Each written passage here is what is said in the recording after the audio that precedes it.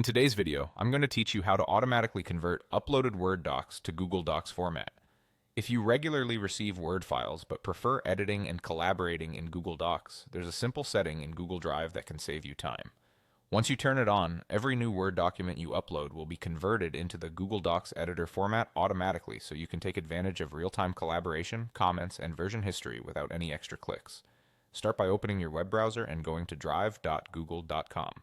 If you're not already signed in, log into your Google account. You'll see your Drive home screen with your folders and files. Now look at the top right corner of the page for the gear icon, which opens Settings. Click that gear icon and then choose Settings from the menu that appears. Inside the Settings window, stay on the General tab. Scroll until you find the section labeled Uploads. Here you'll see an option that says Convert Uploads to Google Docs Editor Format. Check the box next to that option. This is the key setting that tells Drive to automatically convert compatible files as they come in. When this is on, Word documents you upload will become Google Docs. The same applies to other formats too, like Excel to Google Sheets and PowerPoint to Google Slides, which can be a big help if you work across different file types.